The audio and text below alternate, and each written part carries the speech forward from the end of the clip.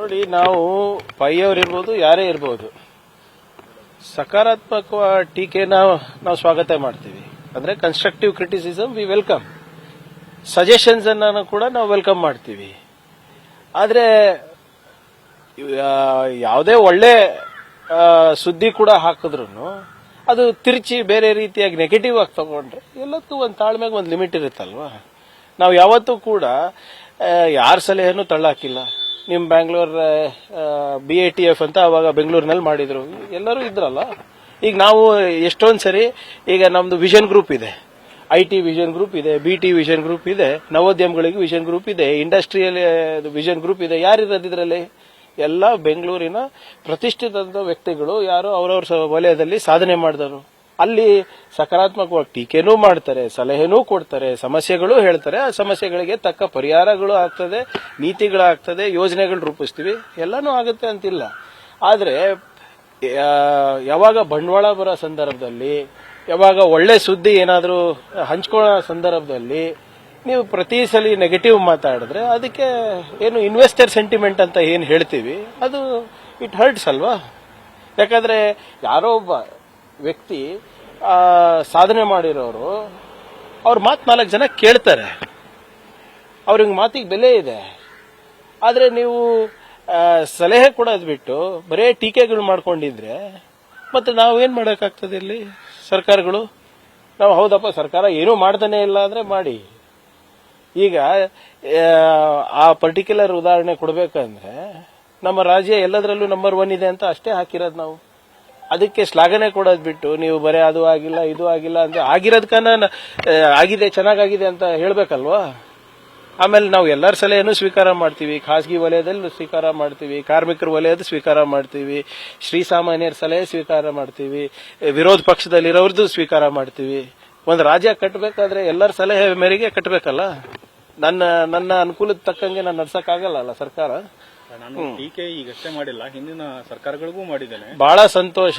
ಯಾರೇ ಇರ್ಬೋದು, ನಾನು ಹೇಳ್ತಾ ಇಲ್ವಾ ಅವರೊಬ್ಬರದಂತ ಅಲ್ಲ, ಯಾರೇ ಇರ್ಬೋದು. ಆದ್ರೆ ಕೆಲವು ಸಂದರ್ಭದಲ್ಲಿ ಏನಾಗ್ತದೆ, ಹಿಂದಿನ ಸರ್ಕಾರಗಳಲ್ಲಿ ಸ್ವಲ್ಪ ಅವ್ರ ಧ್ವನಿ ಕಮ್ಮಿ ಕೇಳ್ತದೆ, ನಮ್ಮ ಸರ್ಕಾರಗಳು ಬಂದಾಗ ಸ್ವಲ್ಪ ಜಾಸ್ತಿ ಆಗುತ್ತೆ ಅಷ್ಟೇ. ಕೇಂದ್ರದಿಂದ ತೆರಿಗೆ ಕಟ್ ಮಾಡುವಂತ ವಿಚಾರ ಇದೆ ಅನ್ನುವಂಥದ್ದು ಸರ್ ಮುಂದಿನ ವರ್ಷದಿಂದ.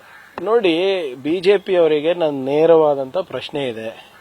ನೀವೆಲ್ಲ ಇವತ್ತು ಹೋರಾಟ ಇಳಿದಿದ್ದೀರಲ್ಲ, ಏನು ಪಾಪರ್ ಸರ್ಕಾರ ಅಂತ ನೀವು ಟೀಕೆ ಮಾಡ್ತಾ ಇದ್ದೀರಾ, ಬಿಟ್ಟಿ ಭಾಗ್ಯ ಅಂತ ಟೀಕೆ ಮಾಡ್ತಾ ಇದ್ದೀರಾ, SCP TSP ಹಣ ದುರುಪಯೋಗ ಅಂತ ಸುಳ್ಳು ಹೇಳ್ಬಿಟ್ಟು ಎಲ್ಲಾ ಕಡೆ ಓಡಾಡ್ತಾ ಇದ್ದೀರಾ. ಅದಕ್ಕೇನೋ 5ನೇ ತಾರೀಕು ಪ್ರತಿಭಟನೆ ಕೂಡ ಹಮ್ಮಿಕೊಂಡಿದ್ದೀರಾ ಅಂತ ಕೇಳ್ಪಟ್ಟಿದ್ದೀನಿ.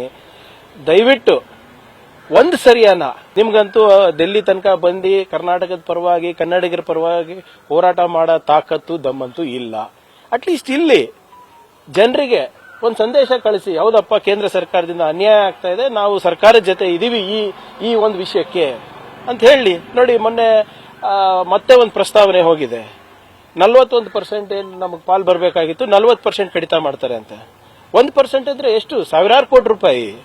ಅದ್ರ ಬಗ್ಗೆ ಮಾತಾಡ್ತಾರ ಇವರು? ಹೇಳಿ. ನಮಗೆ ಹೋದ ಬಾರಿ ಬರ ಘೋಷಣೆ ಆದಾಗ ಕೂಡ ಇವರು ನಮಗೆ ದುಡ್ಡು ಕೊಟ್ಟಿಲ್ಲ ಸರ್. ಸುಪ್ರೀಂ ಕೋರ್ಟಿಗೆ ಹೋಗ್ಬೇಕಾಗಿತ್ತು ನಾವು. ಯಾಕೆ ಇಷ್ಟು ಕರ್ನಾಟಕ ಮತ್ತೆ ಕನ್ನಡಿಗರಂದ್ರೆ ಯಾಕೆ ಕೇಂದ್ರ ಸರ್ಕಾರ ಇಷ್ಟು ದ್ವೇಷಿಸ್ತಾ ಇದೆ? ಅದ್ರ ಬಗ್ಗೆ ಮಾತಾಡಿ, ಜನ ನಿಮ್ಗೆ ಮೆಚ್ತಾರೆ. ವಿರೋಧ ಪಕ್ಷದಲ್ಲಿ ಇದ್ರೂ ಕೂಡ ಕನ್ನಡಿಗರ ಪರವಾಗಿ ತಾವಿದ್ದೀರಾ ಅಂದ್ಬಿಟ್ಟು ಮೆಚ್ತಾರೆ ಜನ. ಇನ್ನ ಎಷ್ಟು ದಿನ ಅಂತ ಮೋದಿ ಗುಣಗಾನ ಮಾಡ್ಕೊಂಡಿರ್ತೀರಾ ನೀವು? ಇಷ್ಟೆಲ್ಲ ಜನರ ಬೆಂಬಲ ಕೊಟ್ಬಿಟ್ಟು ನೀವು ಹೋಗಿದ್ದೀರಲ್ಲ MP ಗಳು, ಏನ್ ಮಾಡ್ತೀರಾ ಅಲ್ಲಿ? ಒಂದ್ಸರಿ ಇಲ್ಲಪ್ಪ ಇಲ್ಲಿ ಆಗ್ತಾ ಇರೋ ತಪ್ಪು, ನಾವು ನಮ್ಮ ಜನರ ಪರವಾಗಿ ನಿಲ್ತೀವಿ, ಸರ್ಕಾರದ ಪರವಾಗಿ ನಾವು ನಿಲ್ತೀವಿ, ಸರ್ಕಾರದ ಜೊತೆ ನಾವು ಹೋಗ್ತೀವಿ, ನಮಗೆ ನಮ್ಮ ನೆಲ ಜಲ ಮತ್ತೆ ನಮ್ಮ ವಿಷಯ ಬಂದಾಗ ನಾವೆಲ್ಲರೂ ಒಂದಿದ್ದೀವಿ ಅಂತ ತೋರಿಸಿ. ನಾವಲ್ಲಿ ಜಂಟಿ ಮೀಟಿಂಗ್ಗಳು ಮಾಡಿಲ್ವಾ? ಎಲ್ಲ MP ಗಳಿಗೆ ಕರೆದಿ ಮಾನ್ಯ ಮುಖ್ಯಮಂತ್ರಿಗಳು ಉಪಮುಖ್ಯಮಂತ್ರಿಗಳೆಲ್ಲ ಮಾಡಿಲ್ವಾ? ಇವ್ರು ಮಾಡಿದ್ರ ಇವ್ರ ಸಂದರ್ಭದಲ್ಲಿ? ಸೊ ದಯವಿಟ್ಟು ಇವೆಲ್ಲ ಜನರಿಗೆ ದಿಕ್ ತಪ್ಪಿಸುವಂತ ಹೋರಾಟ ಬಿಟ್ಟು ದಯವಿಟ್ಟು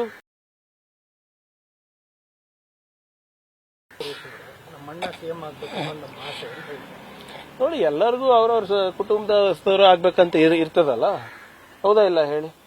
ಅದ್ರಲ್ಲಿ ತಪ್ಪೇನಿದೆ? ಈಗ ಯತೀಂದ್ರ ಅವ್ರಿಗೆ ಕೇಳಿದ್ರೆ ಅದು ಹೇಳ್ತಾರೆ, ನೀವು ಸುರೇಶ್ ಅವ್ರಿಗೆ ಕೇಳಿದ್ರೆ ಅವ್ರು ಹೇಳ್ತಾರೆ, ನಮ್ಮ ಕುಟುಂಬದವ್ರಿಗೆ ಕೇಳಿದ್ರೆ ಅದು ಒಂದು ಬೇರೆ ಹೇಳ್ತಾರೆ. ಅದರಲ್ಲಿ ಎಲ್ಲರದು ಅವ್ರವ್ರ ಇಚ್ಛೆ ಅಂತ ಇರ್ತದೆ. ಬಟ್ ಅದ್ರ ತಕ್ಕಂಗೆ ಆಗುತ್ತಾ? ಏನಿದ್ರು ಕೂಡ ಹೈಕಮಾಂಡ್ ಇದೆ, ಸಂಖ್ಯಾಬಲ ಇದೆ, ಅದ್ರ ಪರವಾಗಿ ಆಗ್ತದೆ ತಗೊಳ್ಳಿ. ಅದಕ್ಕೆ ಬಗ್ಗೆ ಯಾಕೆ ಅಷ್ಟೆಲ್ಲ ಕರ್ಸ್ಕೊಂತ ಇದ್ರೆ? ಅಮಿತ್ ಶಾ ಅವರು ಮೊನ್ನೆ ಒಂದು ಮಾತು ಹೇಳಿದ್ದಾರೆ ಸರ್, ದಕ್ಷಿಣ ಭಾರತದ ಸೀಟ್ಗಳು ಕಡಿಮೆ ಆಗಲ್ಲ, ಇದು ಭರವಸೆ ಕೊಡ್ತದೆ ಅನ್ನೋದು. ನೋಡ್ರಿ, ಹೆಂಗ್ ನಂಬದ್ ಹೇಳಿ ಇವ್ರೆ ನೀವೇ? ಇದೇ ಬಿಜೆಪಿ ಸರ್ಕಾರ, ಇದೇ ಅಮಿತ್ ಶಾ ಅವರು, ಮೋದಿ ಅವ್ರು ಏನ್ ಹೇಳಿದ್ರು? ಎಲ್ಲ ವಿದೇಶದಿಂದ ಕಪ್ ಹಣ ತರ್ತೀನಿ ಅಂತ ಹೇಳಿದ್ರು, ಬಂತಾ? 12 ಲಕ್ಷ ನಿಮ್ ಬ್ಯಾಂಕ್ ಅಕೌಂಟಿಗೆ ಹಾಕ್ತೀನಿ ಅಂತ ಹೇಳಿದ್ರು, ಬಂತಾ? ಏನು ಚೈನಾ ಇಲ್ಲಿ ಇಂಡಿಯಾನಲ್ಲಿ ಅಕ್ರಮವಾಗಿ ಬಂದೇ ಇಲ್ಲ ಅಂತ ಹೇಳಿದ್ರು, ಸತ್ಯ ಆಯ್ತಾ? ಅಚ್ಚೇ ದಿನ ತೋರಿಸ್ತೀನಿ ಅಂದ್ರು, ಆಯ್ತಾ? ಅವ್ರು ಹೇಳಿದ್ ಯಾವ್ದು ನಿಜ ಆಗಿದೆ ಹೇಳಿ? ಏನು ಡಾಲರ್ ಅನ್ನ 40 ರೂಪಾಯಿ ಕೆಳಗಡೆ ತರ್ತೀನಂತ ಹೇಳಿದ್ರು, ಆಯ್ತಾ? ಹೆಂಗ್ ನಂಬೋದು ಇವರಿಗೆ? ಪಾಕಿಸ್ತಾನಿಗೆ ಒಳಗೆ ಹೋಗಿ ನುಗ್ಗು ಹೊಡಿತೀನಿ, 6 ತಿಂಗಳಲ್ಲೇ ಪಾಕಿಸ್ತಾನ ಆಕ್ಯುಪೈಡ್ ಕಾಶ್ಮೀರ್ ಇಂಡಿಯಾದಾಗುತ್ತೆ ಅಂದ್ಬಿಟ್ಟು ಯೋಗಿ ಆದಿತ್ಯನಾಥ್, ಶಾ ಅವರೆಲ್ಲ ಹೇಳಿಲ್ವಾ? ಆಯ್ತಾ? ನೋಟ್ ಬಂದಿಯಿಂದ ಆರ್ಥಿಕ ವ್ಯವಸ್ಥೆ ಸುಧಾರಣೆ ಆಗುತ್ತೆ ಅಂತ ಆಯ್ತಾ? GST ಒಂದು ಬಹಳ ದೊಡ್ಡ ವರವಾಗಿ ಪರಿಗಣಿಸಬೇಕಾಗುತ್ತೆ ನಾವೆಲ್ಲ ನಮ್ಮ ಭಾರತೀಯರಿಗೆ ಅಂತ ಹೇಳ್ತಾ ಇದ್ರಲ್ಲ, ಆಯ್ತಾ? ಹೆಂಗ್ ನಂಬಕ್ಕಾಗುತ್ತೆ ಸರ್ ಇದು? ಈ ಎಲ್ಲ ಪ್ರಶ್ನೆ ಏನಾದ್ರು ಹೋರಾಟ ಮಾಡ್ತೀರಾ ಸರ್? ಮತ್ತೆ ಖಂಡಿತವಾಗೂ ಇವ್ರೆ ನಮ್ಮ ಪ್ರತಿನಿಧಿಗಳು ಕಮ್ಮಿ ಆಗ್ತಾ ಇದ್ರೆ ಲೋಕಸಭಾದಲ್ಲಿ, ಮತ್ತೆ ನಮ್ಗೆ ಅನ್ಯಾಯ ಅಲ್ವಾ? ಈಗ ಜನಸಂಖ್ಯೆದ ಆಧಾರದ ಮೇಲೆ ಮಾತ್ರ ಮಾಡಂಗಿದ್ರೆ ಹೆಚ್ಚು ಸೀಟ್ ಅಲ್ಲಿ ಹೋಗುತ್ತೆ. ಹೆಚ್ಚು ಸಂಖ್ಯಾಬಲ ಅವ್ರ ಹತ್ರ ಇದ್ದಾಗ ನೀತಿಗಳು, ಯೋಜನೆಗಳು ಅವ್ರ ಪರವಾಗಿ ರೂಪಿಸ್ತದೆ. ಆದ್ರೆ ನಾವು ಒಳ್ಳೆ ಸರ್ಕಾರ, ಒಳ್ಳೆ ಆಡಳಿತ ಕೊಟ್ಟಿದ್ದಕ್ಕೆ ನಮಗೆ ಪನಿಷ್ಮೆಂಟ್ ಮಾಡ್ತಾ ಇದಾರೆ ಈಗ. Are we being punished for being good citizens? Are we being punished for good governance? ಇವತ್ತು 50%ಗಿಂತ ಹೆಚ್ಚು ಆರ್ಥಿಕ ಏನು ಲಾಭ ಆಗ್ತಾ ಇದೆ ಸರ್ಕಾರಗಳಿಗೆ, ಕೇಂದ್ರ ಸರ್ಕಾರಕ್ಕೆ, ಅದು ಎಲ್ಲಿ? ದಕ್ಷಿಣ ಭಾರತದಿಂದ ಅಲ್ವಾ? So are we being punished for good economic policies? So ಖಂಡಿತವಾಗೂ ಇದು ನಾವು ಯಾವುದೇ ರೀತಿ ಕಾಂಪ್ರಮೈಸ್ ಮಾಡೋದಿಲ್ಲ. ಏನಿದ್ರು ಕೂಡ we will definitely get it done. ಗೃಹ ಸದ್ಗುರು ಕಾರ್ಯಕ್ರಮದಲ್ಲಿ ಡಿ ಕೆ ಶಿವಕುಮಾರ್ ಭಾಗಿಯಾಗಿದ್ದೆ ದೊಡ್ಡ ಚರ್ಚೆ ಆಗ್ತಿದೆ. ನೋಡಿ ಇವ್ರೆ, ಅದು ಅನವಶ್ಯಕವಾದ ಚರ್ಚೆ. ಆಹ್ವಾನ ಬಂದಿತ್ತು, ಹೋಗಿದ್ದಾರೆ, ಅದೇನ್ ದೊಡ್ಡ ವಿಷಯ? ಅಮಿತ್ ಶಾ ಈಗ ಖರ್ಗೆ ಅವ್ರದ್ದು, ಮೋದಿ ಅವ್ರದ್ದು ಫೋಟೋ ಅಕ್ಕಪಕ್ಕ ಸುಮಾರು ವಾರಕ್ಕೆ 2 ಸರಿ ಸಿಗ್ತಾರೆ. ಹಂಗಂದ್ರೆ ಮೋದಿ ಅವ್ರು ಕಾಂಗ್ರೆಸ್ ಸೇರ್ತಾ ಇದಾರಾ? ಏನ್ ಲಾಜಿಕ್ ಅದು? ಸುಮ್ನೆ ನೋಡಿ, ಬಿಜೆಪಿ ಅವರು ಹೇಳಿ ಇಲ್ಲಿಂದ ಏಕನಾಥ್ ಶಿಂದೆ ಬರ್ತಾರೆ ಅಂತೆ, ಅಂದ್ರೆ ಇವ್ರ ಸಾಮರ್ಥ್ಯ ಇಷ್ಟೇನಾ? ಅಂದ್ರೆ ಒಂದು ನಿಮಿಷ ಸರ್, ಅಂದ್ರೆ ಒಪ್ಕೋತಾರೆ, ಬಿಜೆಪಿನಲ್ಲಿ ನಾಯಕತ್ವ ಅಸಮರ್ಥ ಇದೆ, ಅಲ್ಲಿ ಯಾರಿಗೂ ಕೆಪಾಸಿಟಿ ಇಲ್ಲ. ಏಕನಾಥ್ ಶಿಂದೆ ಈಗ ಬಿಜೆಪಿ ಯಾವತ್ತೂ ಕೂಡ ಸ್ವಂತ ಬಲದ ಮೇಲೆ ಬಂದೇ ಇಲ್ಲ ಇತಿಹಾಸದಲ್ಲಿ. ಕರ್ನಾಟಕದಲ್ಲಿ ಏಕನಾಥ್ ಶಿಂದೆಗಳಿಂದಾನೇ ಬಂದಿರೋದಲ್ವಾ?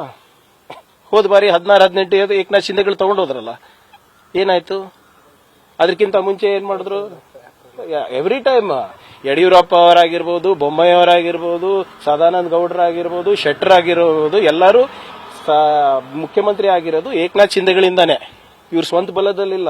ಆದ್ರೆ ಇಲ್ಲಿ ಈ ಸರಿ ಹಾಗಾಗಕ್ ಚಾನ್ಸೇ ಇಲ್ಲ. ಆದ್ರೆ ಒಂದ್ ಮಾತ್ರ ಒಪ್ಕೊಂತ ಇದಾರಂತ ಅರ್ಥ ಆಯ್ತು, ಅವರಲ್ಲಿ ದಮ್ಮಿಲ್ಲ, ತಾಕತ್ತಿಲ್ಲ, ನಾಯಕತ್ವ ಇಲ್ಲ, ಸಾಮರ್ಥ್ಯನೂ ಇಲ್ಲ, ಯೋಗ್ಯತೆನೂ ಇಲ್ಲ. ಅದಕ್ಕೆ ಏಕನಾಥ್ ಶಿಂದೆಗಳು ಬೇಕಾ ಇವರಿಗೆ? ಹೊಸ ಏಕನಾಥ್ ಶಿಂದೆ ಹುಟ್ಕೊಳ್ಳದ ಹಾಗೆ ಕಾಂಗ್ರೆಸ್ ನೋಡ್ಕೊಳ್ಳುತ್ತೆ ಸರ್. ನೋಡಿ, ಏಕನಾಥ್ ಶಿಂದೆಗಳೇ ಇಲ್ಲ ನಮ್ಮ ಪಕ್ಷದಲ್ಲಿ. ಹೋಗೋರೆಲ್ಲ ಹೋಗ್ಬಿಟ್ಟಾಗಿದೆ. ಅಲ್ಲಿ ತನಕ ಹೋಗ್ಬೇಕಾಗಿರ್ಲಿಲ್ಲ. ನಾವು ಪ್ರಯಾಗ್ರಾಜ್ ಇಲ್ಲೇ ಪಾವನ ಆಗ್ಬಿಟ್ಟಿದೀವಿ. ಡಿ ಕೆ ಶಿವಕುಮಾರ್ ಅವರ ವಿಚಾರದಲ್ಲಿ ಬಹಳ ಸಾಫ್ಟ್ ಕಾರ್ನರ್ ಆಗ್ತಾ ಇದ್ದಾರೆ ಯಾರು? ಬಿಜೆಪಿ ಅವರು. ಅವ್ರಿಗೆ ಈಗ ಅವ್ರು ಯಾರಿಗೆ ಆಗಿರ್ಬೋದು, ಕುಂಭಮೇಳಕ್ಕೆ ಹೋಗಿ ಬಂದ್ಮೇಲೆ ಸಾಫ್ಟ್ ಕಾರ್ನರ್ ತೋರಿಸ ನನಗೆ ಗೊತ್ತಿಲ್ಲ. ಇವ್ರೆ ಬಿಜೆಪಿ ಅವ್ರ ಬಗ್ಗೆ ನನಗೆ ಯಾಕ್ರಿ ಕಾಳಜಿ? ಬಿಜೆಪಿ ಅವ್ರು ಹೆಂಗಾನ ಏನಾದ್ರೂ ಮಾಡ್ಕೊಳ್ಳಿ, ನನ್ನ ಬಗ್ಗೆ ಸಾಫ್ಟ್ ಕಾರ್ನರ್ ತೋರಿಸ್ಕೊಳ್ಳಿ, ಡಿ ಕೆ ಅವ್ರ ಬಗ್ಗೆ ತೋರಿಸ್ಕೊಳ್ಳಿ. Why are we bothered? ನಾನಿರೋದು ಕಾಂಗ್ರೆಸ್ ಕಾರ್ಯಕರ್ತರ ಹಿತಾಸಕ್ತಿ ಕಾಪಾಡಲಿಕ್ಕೆ, ಕರ್ನಾಟಕದ ಜನರ ಹಿತಾಸಕ್ತಿ ಕಾಪಾಡಲಿಕ್ಕೆ, ಕಲಬುರಗಿ ಜನರ ಹಿತಾಸಕ್ತಿ ಕಾಪಾಡಲಿಕ್ಕೆ. ಬಿಜೆಪಿ ಅವ್ರು ಯಾರಿಗೆ ಇಷ್ಟಪಡ್ತಾರೆ, ಯಾರಿಗೆ ದ್ವೇಷಿಸ್ತಾರೆ ತಗೊಂಡು ನನ್ಗೇನ್ ಮಾಡೋದಿದೆ?